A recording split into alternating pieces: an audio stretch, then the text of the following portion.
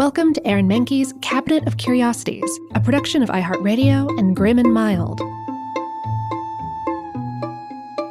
Our world is full of the unexplainable.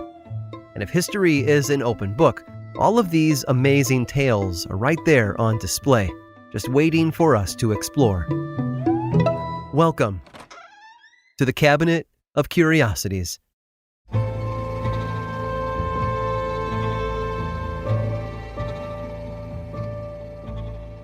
There are some strange and disturbing things crawling around the bowels of the internet. Some are better left unmentioned, while others have been thankfully forgotten. Early memes and hamster dances have gone the way of free AOL CDs, never to be heard from again.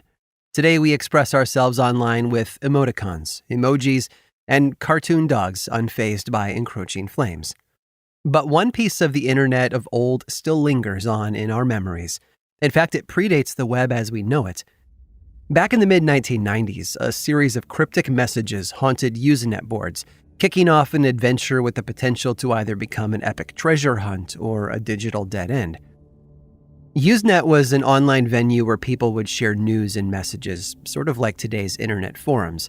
In August of 1996, Usenet users were bombarded with hundreds of strange messages comprised of blocks of text with no clear meaning, and they all had been sent with the same subject line: Markovian parallax denigrate.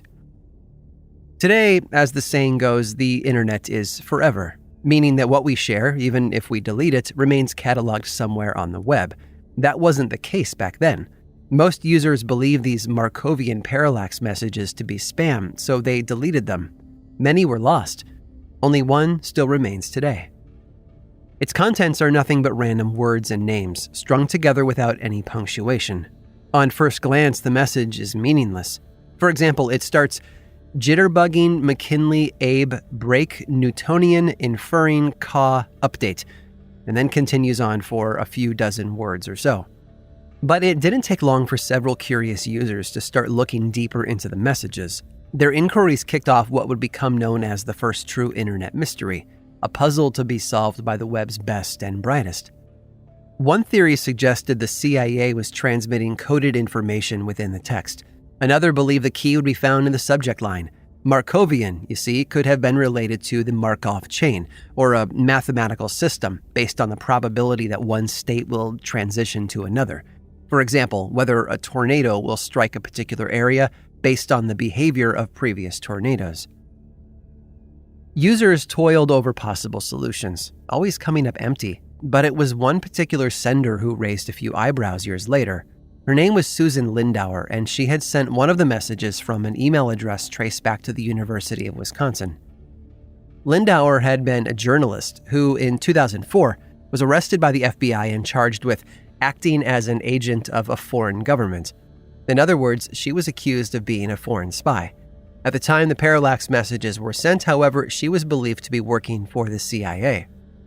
After her release, she denied any involvement in sending any of those messages. In reality, she never had anything to do with them. The truth was a lot less exciting. There was a second Susan Lindauer. She had been a student at the University of Wisconsin while the former journalist was living in Washington, D.C. Someone had used her email address in order to hide their real one. Still, a strange coincidence did occur in 2009, when the connection between the parallax messages and the alleged spy Lindauer were first made. The Wikipedia page for the Markovian parallax denigrate was deleted without warning. To those who trafficked in conspiracy theories and distrust of the government, that was a giant red flag. Which brings us to the simplest possible explanation of all, especially for anyone who has spent more than 5 minutes on the internet. It must have been done by trolls. When the messages couldn't be deciphered or decoded, it was assumed that they were a prank or a hoax, something to rile people up in the days before Twitter and Facebook. And typically, after enough time has passed, someone always steps forward to lay claim to their handiwork. Gibberish messages that have endured on the internet for a quarter century seem like the kind of things someone would want to own up to by now, and yet no one has. All this time later, and they are still as much a mystery as they were back then. So, was it an early attempt to code a chatbot or share confidential information? We may never know the truth. But somewhere, Someone is out there still working on a solution to the Markovian parallax denigrate, fueled by their curiosity and the compulsive urge to be the one to type first in all caps in the comments section. Ancient? Not at all, but it certainly is curious.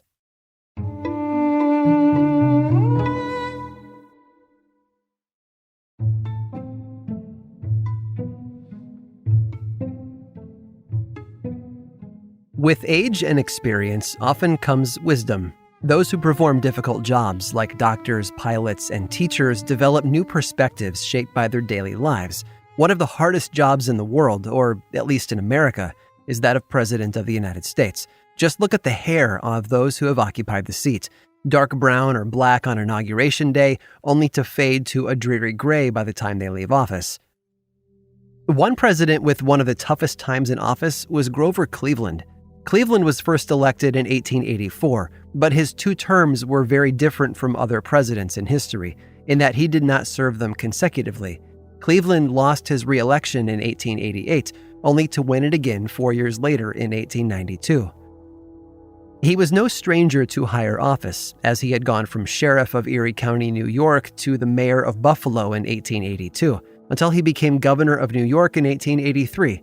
Cleveland's rise to the presidency was fast, and with it came a lot of stress.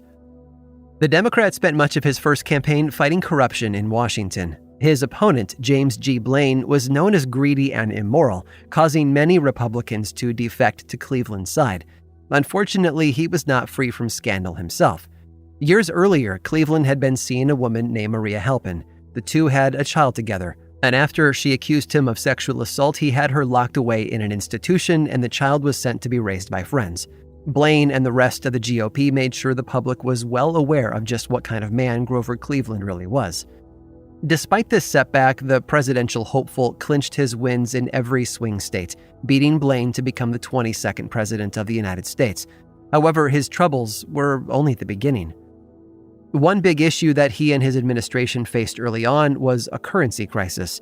A rift had been created between 2 bipartisan groups of Democrats and Republicans, one of which wanted the U.S. dollar to be backed by silver, while the other group stood by the gold standard. Cleveland backed gold. Those in the West and the South advocated for silver, which was cheaper and could help the impoverished in those areas. The conflict resulted in a stalemate, with no changes made on either side.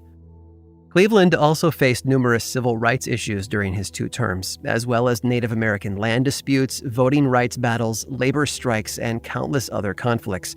All this political turmoil turned the man's hair a little grayer, his heart beat a little faster, and the stress of the job took its toll on his health. In fact, he already started feeling the effects of the presidency as early as his first term. Some days, keeping his true feelings hidden was harder than he thought. In 1887, an old friend from New York had come to Washington.